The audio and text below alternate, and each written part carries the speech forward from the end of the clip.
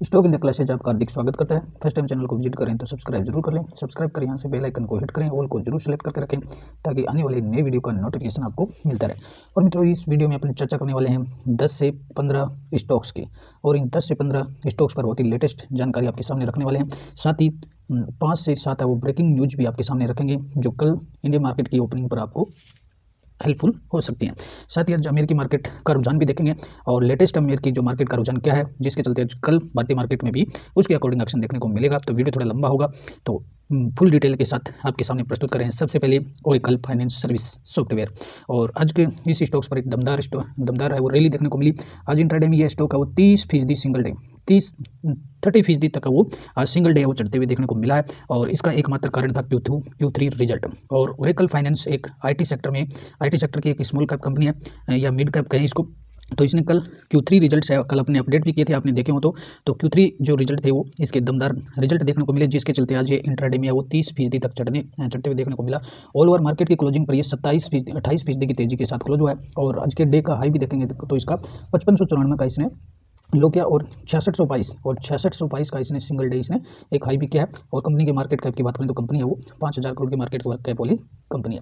तो Oracle finance है वो आईटी सेक्टर की एक दिग्गज कंपनी है। और कंपनी में जो स्टॉक्स में जो एक स्टॉक्स एकमात्र अचानक से चढ़ गया, और इसके एकमात्र कारण Q3 रिजल्ट था। और दमदार रिजल्ट के चलते आज स्टॉक्स पर बड़ा एक्शन देखने को मिला। सिंगल डे इसने 30% का रिटर्न दिया। तो कंपनी की मार्केट कैप की बात करेंगे सबसे पहले, तो कंपनी का मार्केट कैप है 56,000 करोड़ का।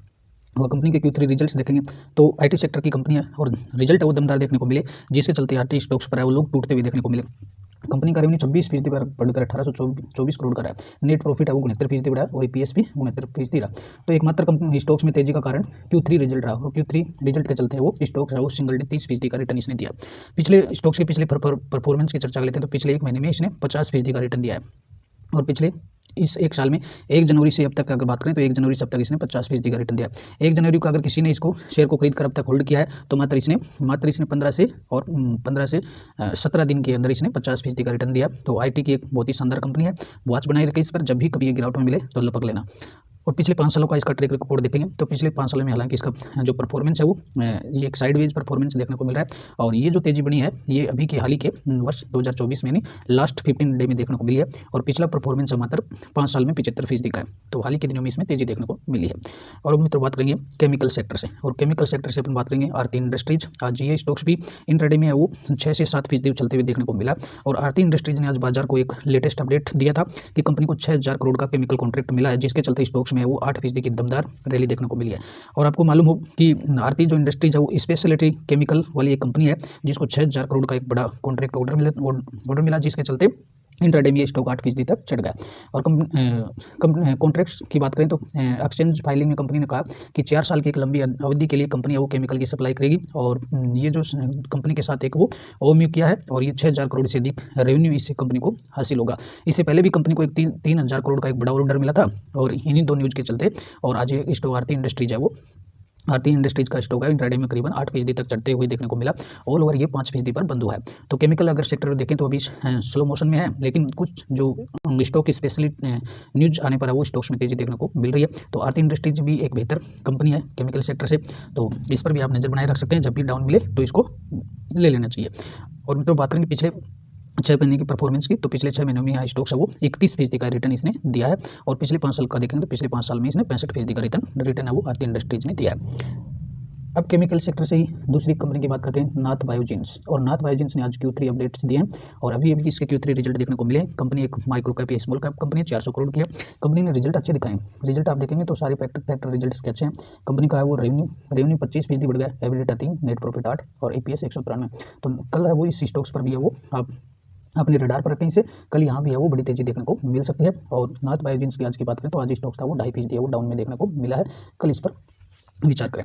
और पिछले 1 साल का इसका परफॉर्मेंस देखेंगे तो पिछले 1 साल में 30% का रिटर्न है वो नाथ बायोजेन्स ने दिया है। और बात करेंगे पेट्रोकेमिकल सेक्टर से, सुप्रीम पेट्रोकेम। और इसके Q3 रिजल्ट है वो आपके सामने रख रहे हैं। रिजल्ट है वो काफ़ी डाउन देखने को मिले, तो कल स्टॉक से ये क्रैश होने की पूरी संभावना देखने को मिल सकती है। तो कल स्टॉक से वो क्रैश हो सकता है। कंपनी है बड़ी है और large cap company, 10,000 crore market cap वाली कंपनी है। कंपनी का रेवेन्यू मात्रा है वो, रेवेन्यू में कोई उछाल नहीं आया, रेवेन्यू है वो एक साइडवेज देखने को मिला है। और एबिलिटी है वो 20% डाउन हुआ, नेट प्रॉफिट 25% डाउन, EPS भी 25% डाउन हुआ। तो ऑल ओवर रिजल्ट है वो डाउन देखने को मिल रहे हैं, तो कल ये स्टॉक्स भी क्रैश हो सकता है। तो सुप्रीम पेट्रोकेम की बात करें तो आज यहाँ 1 से 1.5% की गिरावट देखने को मिली है, और पिछले 1 साल का परफॉर्मेंस देखेंगे तो इसने मात्र पिछले 1 साल में 50% का रिटर्न है वो इसने दिया है। तो पेट्रोकेमिकल का शेयर आप अगर ढूंढ रहे हैं तो सुप्रीम पेट्रोकेमिकल जा सकते हैं इस पर, और कंपनी है वो लार्ज कैप है, 10,000 करोड़ की मार्केट कैप वाली कंपनी है, एक अच्छी कंपनी है पेट्रोकेमिकल सेक्टर से। अब बात करेंगे IT सेक्टर की, छोटी कंपनी 361, और कंपनी का मार्केट कैप है वो 23,000 करोड़ का है, और आज इसने भी अच्छे रिजल्ट देखने को मिल रहे हैं। IT सेक्टर की जो मिड कैप कंपनियां हैं, स्मॉल कैप कंपनियां, उनके रिजल्ट बड़े अच्छे आज देखने को मिल रहे हैं। तो इसमें अगर रेवेन्यू देखेंगे 25% बढ़ गया, एबिलिटा देखेंगे तो 19% बढ़ गया, नेट प्रॉफिट 12% बढ़कर गया है, और ये क्वार्टरली और ईयरली दोनों ही बढ़ा है। तो कल 361 पर भी अपने रडार पर रखें इसको, और यहाँ भी बड़ा एक्शन देखने को मिल सकता है। पिछले 6 महीने का परफॉर्मेंस देखेंगे तो 24% की ग्रोथ है वो स्टॉक्स में देखने को मिली है। और हालांकि पिछले मैक्सिमम टाइम से देखेंगे तो कंपनी का मैक्सिमम चार्ट लगाएंगे तो पिछले अप्रैल 23 से देखेंगे तो अप्रैल 23 में स्टॉक्स था वो करीबन 950 के आसपास था। उसके बाद स्टॉक में एक सर्पली गिरावट देखने को मिली है, और अब स्टॉक्स है वो 600 के रेंज में देखने को मिल रहा है। तो ये पिछले 1 साल में इसने करीबन ये स्टॉक्स है वो 31% डाउन में देखने को मिल रहा है। और मित्रों बात करेंगे नेक्स्ट कंपनी की, नेक्स्ट कंपनी अपन देखेंगे होम फर्स्ट फाइनेंस सेक्टर से, 8,000 करोड़ मार्केट कैप है, और कंपनी ने रिजल्ट अच्छे दिए हैं, तो कल यहाँ भी एक्शन देखने को मिलेगा। कंपनी का रेवेन्यू 44% बढ़ा, एबिलिटा 47, नेट प्रॉफिट 34। तो होम फर्स्ट फाइनेंस कल अपने रडार पर रखें इसको भी। और अगली कंपनी की बात करें तो इसमें Rajnish wellness, market cap 800 crore का है, रिजल्ट अच्छे ही देखने को मिल रहे हैं। रेवेन्यू 175% बढ़ा, एबिलिटा 680, लेकिन नेट प्रॉफिट डाउन है, तो यहाँ भी कल स्टॉक्स है वो क्रैश होने की पूरी संभावना देखने को मिल रही है। तो रजनीश वेलनेस पर अपनी वॉच बनाए रखें कल के लिए। और अब ऑटोमोटिव सेक्टर की कंपनी की बात करें, जीजी ऑटोमोटिव एक ऑटो सेक्टर की, ऑटोमोटिव जो ऑटो पार्ट्स हैं उसकी एक स्मॉल कैप कंपनी है, 117 करोड़ का मार्केट कैप है, स्टॉक की करंट प्राइस है वो 140 चल रही है। रिजल्ट कंपनी ने अच्छे दिए हैं, और रेवेन्यू 2% बढ़ा है, 19 करोड़ का है, एबिलिटा 20% बढ़ा है, नेट प्रॉफिट 79-80% बढ़ करके 1 करोड़ का प्रॉफिट रहा है, जो पिछले वर्ष से भी ज़्यादा है और पिछले क्वार्टर के बराबर देखने को मिल रहा है। तो सीजी ऑटोमोटिव को भी कल अपने रडार पर रखें।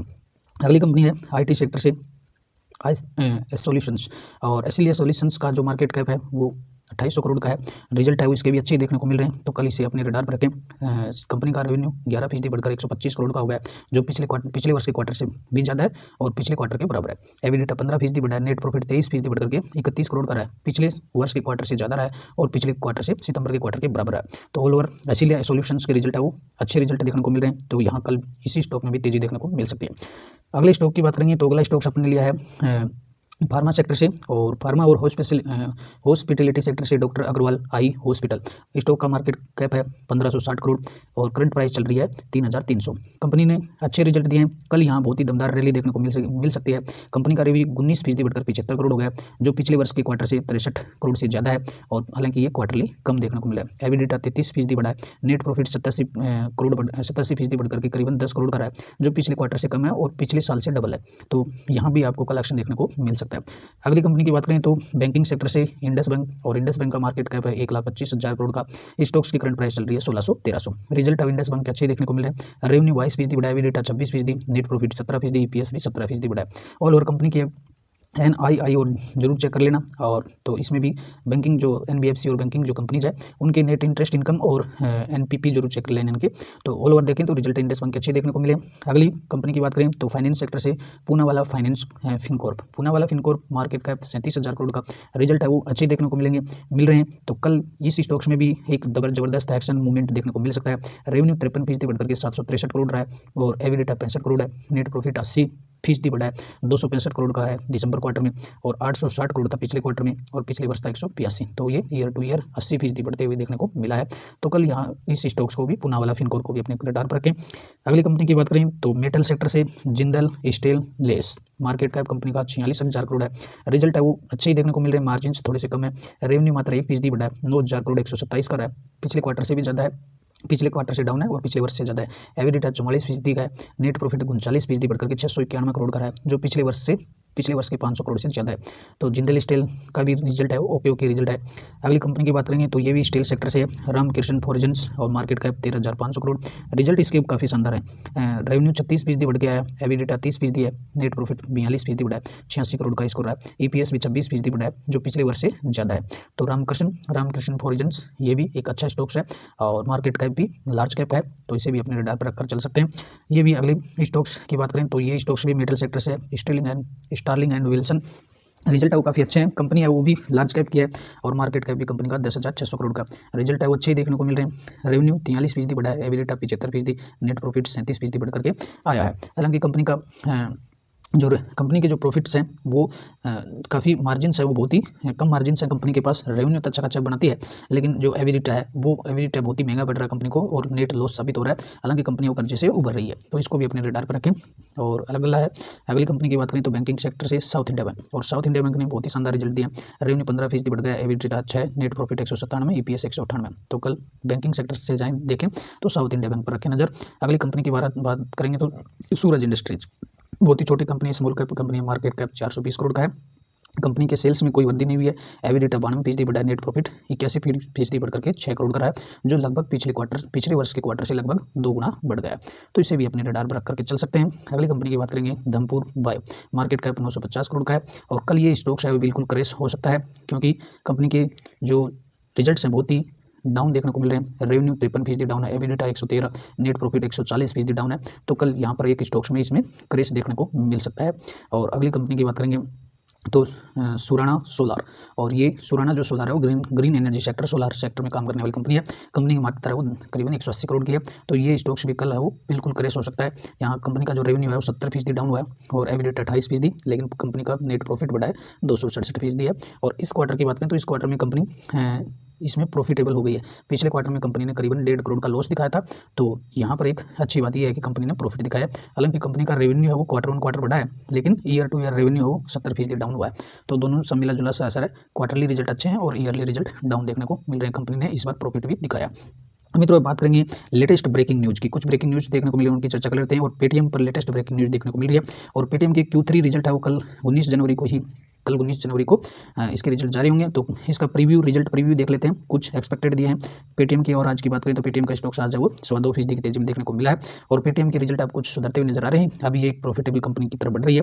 तो इस पर यूबीएस ने इस पर एक अपना फोरकास्ट दिया है, यूबीएस ग्रुप ने अपना फोरकास्ट दिया है इसमें कि पेटीएम के जो एबिलिटा है वो 2025 तक और 20% तक पहुंच सकता है।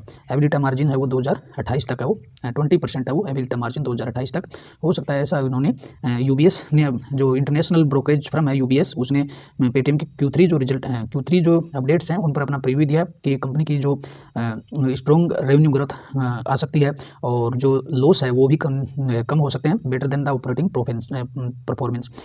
परफॉर्मेंस से अच्छे देखने को मिल सकते हैं।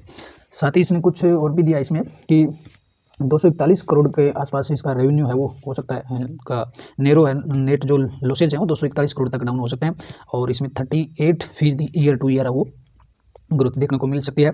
और जो रेवेन्यू है उसमें करीबन 33% है वो ईयर टू ईयर करीबन 2743 करोड़ है वो रह सकता है इसका रेवेन्यू में। 33% की जंप, रेवेन्यू में 33% की जंप देखने को मिल सकती है और करीबन ये 2743 करोड़ के आसपास बैठता है, ऐसा ब्रोकरेज फर्म ने अपने टारगेट्स अपने उसमें प्रीव्यू में कहा है। और मित्रों चलते चलते अमेरिकी मार्केट को देख लेते हैं। अमेरिकी मार्केट में आज शानदार रिकवरी देखने को मिल रही है। पिछले 3 दिनों की गिरावट के बाद आज अमेरिकी मार्केट बड़ी रौनक में देखने को मिल रहे हैं। जहाँ डाउजोन्स है वो सपाट नजर आ रहा है, हल्की गिरावट देखने को मिल रही है। वही नास्डैक की बात करें तो नास्डैक करीबन है वो 1% ऊपर खुलते हुए देखने को मिला है और 1% की तेजी के साथ नास्डैक 110 अंकों से ऊपर चल रहा है। S&P 500 देखेंगे तो यहाँ भी करीबन 0.5% की तेजी देखने को मिल रही है और यूरोपीय मार्केट जब फिट से देखेंगे तो फिट से का भी ग्रीन में देखने को मिल रहा है।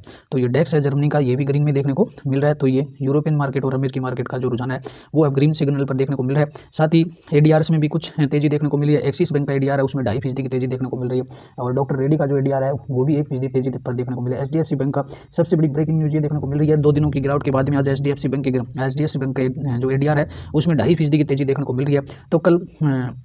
तो आज अपने इंडियन मार्केट्स में भी HDFC बैंक में भी 2.5 से 3% की तेजी देखने को मिल सकती है। ICICI बैंक का एडीआर है वो भी 1% की तेजी के साथ देखने को मिल रहा है और इन्फोसिस का एडीआर है वो भी 1% की तेजी के साथ देखने को मिला है। ऑल ओवर देखें तो 3 दिनों की गिरावट के बाद अमेरिकी मार्केट में रौनक लौटी है और रौनक ये HDFC बैंक के एडीआर के साथ लौटी है। तो कल अपने भारतीय बाजारों की भी, अपने इंडियन मार्केट की शुरुआत भी है वो पॉजिटिविटी के साथ मिल सकती है, क्योंकि HDFC बैंक और जो एक्सिस बैंक के जो एडीआर्स हैं और जो फार्मा सेक्टर्स का एडीआर है, इन्फोसिस का एडीआर है वो काफ़ी ग्रीन में देखने को मिल रहे हैं। तो इसका इसका जो असर है अपने इंडेक्स पर भी, इंडियन मार्केट में भी देखने को मिलेगा। हो सकता है कि मार्केट की क्लोजिंग पर कुछ ऊपर नीचे हो जाए, लेकिन फिलहाल अमेरिकी जो मार्केट है वो काफ़ी अच्छी स्थिति में देखने को मिल रहे हैं। और लेटेस्ट अब ब्रेकिंग न्यूज़ की बात कर लेते हैं। जो दावोस जो आरबीआई के जो गवर्नर हैं शक्तिकांत दास जी ने CNBC TV 18 से एक्सक्लूसिव बातचीत में और दावोस में कहा है कि अभी जो रेट कट की जो भारत में अभी भी रेट कट की संभावना नहीं है। इंटरेस्ट रेट में अभी फिलहाल कटौती करने का कोई सुझाव नहीं है, कोई प्रस्ताव नहीं है। और रिटेल जो महंगाई है वो 4% तक सीमित रखने के लिए बैंक प्रतिबद्ध है, ऐसा आरबीआई के गवर्नर ने CNBC 18 से एक्सक्लूसिव बातचीत में ऐसा उन्होंने कहा है। तो ये भी एक बाजार के लिए लेटेस्ट ब्रेकिंग न्यूज़ है वो देखने को मिल रही है। तो मित्रों ये थी आज की कुछ मिली जुली स्टॉक्स और कुछ मिली जुली ब्रेकिंग न्यूज़ जिनका कल फ़ायदा उठाइए। और लेटेस्ट जो Q3 रिजल्ट्स थे वो भी आपके सामने रखते हैं, तो इन Q3 रिजल्ट्स पर अपना वॉच रखिए। और इन स्टॉक्स में कल वो स्टॉक्स स्पेसिफिक तेजी और कुछ में गिरावट देखने को मिल सकती है। आशा करते हैं वीडियो आपको हेल्पफुल लगा होगा। और मित्रों आप पहली बार चैनल को विजिट कर रहे हैं तो बेल आइकन को हिट करना न भूलें और सब्सक्राइब जरूर कर लें चैनल को। वीडियो को शेयर और लाइक जरूर किया करें, कमेंट्स भी किया करें ताकि हम वीडियो की क्वालिटी को मैनेज कर सकें। नमस्कार, अगले वीडियो में फिर मिलेंगे, तब तक के लिए गुड बाय।